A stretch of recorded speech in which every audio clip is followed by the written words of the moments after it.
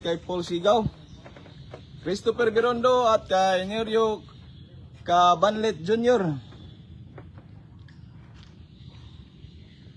Tingnan niyo mga idol si nagbibigay ng star sa live na to.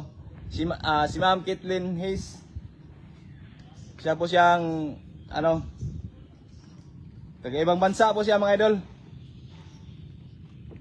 Parang taga US siguro to. Legit na baka nag content creator siguro to mga idol. Ito si Ma'am Kitlyn. Bisitahan niyo po ito mga idol, si Ma'am Kitlyn is grabe binigay niya sa akin na star 2,000 star na binigay niya sa akin yung ngayong umaga sa aking live. Magaling ka na ba? Opo. Magaling na po ako idol. Dahil sa yung naramdaman ko noon na confine ako sa ospital. Nilalagnat ako at nagtatae naman ako nung na ospital ako. Pero minsan lang yan mangyayari mga idol. Sa awa ng Diyos, nagbabalik naman na ating kalusugan. Malaking pasalamat din sa atin sa Ama natin Diyos na sa itaas. Shoutout kay Arben Biriones, Dindo Garilano, Juanito Valera, Jan Balaba, Arnel Calosor. Igami Club, shoutout po sa inyo lahat ha. Hindi ko na mababasa ang mga comment niyo kasi marami kayong nag-comment dito sa aking live. Rinaldo Mabuti Kabutin at kay Giselle Godson. Wow! Ma'am! You're giving to me many stars. I'm so very happy, Ma'am Kitlyn Hayes. Thank you very much. Naghana kaya yatag ni Ma'am Kitlyn ng stars mga idol, naulo ng mga ikuan eh. Baka naman mga idol, mabisita niyo si Ma'am Kitlyn, mababait na mabait. Ang bait niya, taga ibang bansa, mga idol. Daming sa may binigay sa akin ngayon, 2,500. Grabe. Di ko akalain na may magbibigay sa akin ng star na ganito kalaki. Si Ma'am Kitlyn to mga idol, nandito sa live ko. Magbibigay ulit ng star. Lorena Neves, good morning. At kay Lorena Artates Donaire, Andrew Cabana at kay Atiram Itiyam,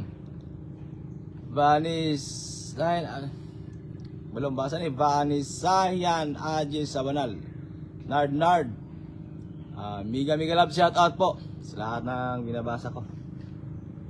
Sa mga nagtatanong din mga idol, sa lugar ko na may kubo ko doon papunta dito. Ayan kubo ko noon. Yan.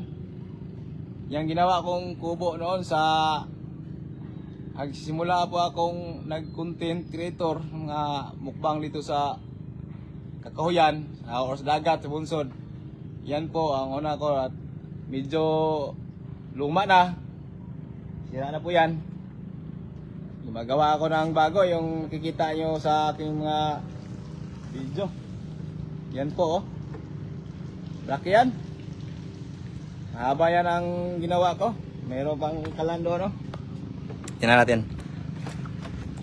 Ito yung kalan. Yan po. At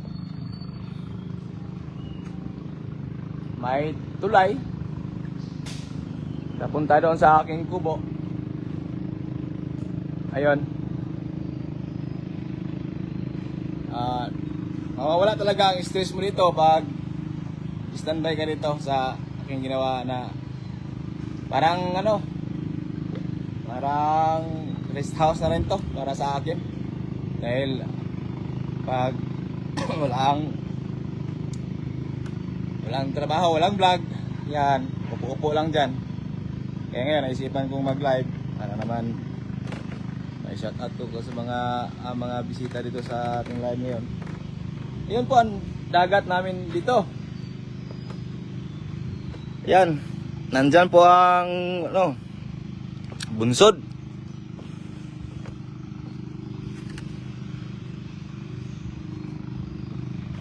Yan po. Nakikita siguro dito ang bunsod. Maraming fish kids doon, no? Dito sa amin, ang daming fish kids.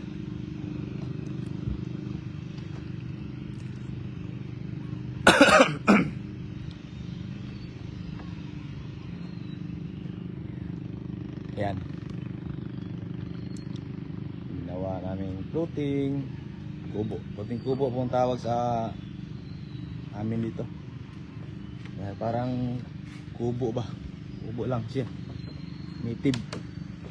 Yun ang pinaka-native. Yung ginawa ko noon. Ayan. Maliit.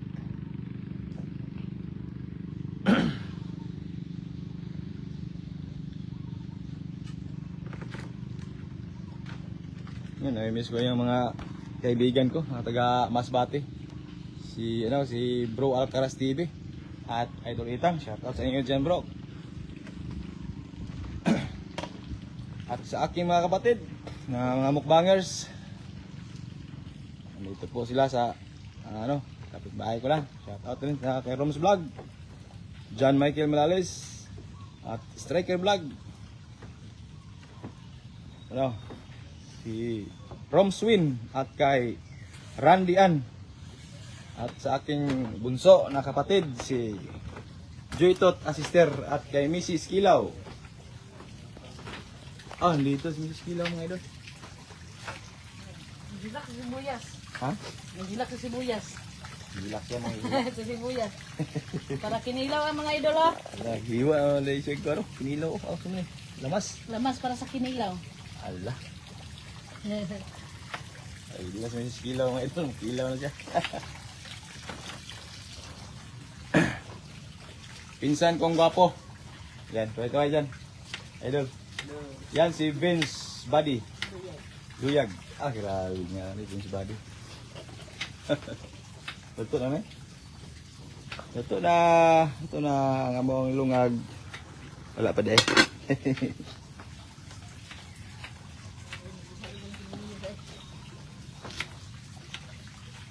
Yan po ang aming rest house. Yan ang tulay na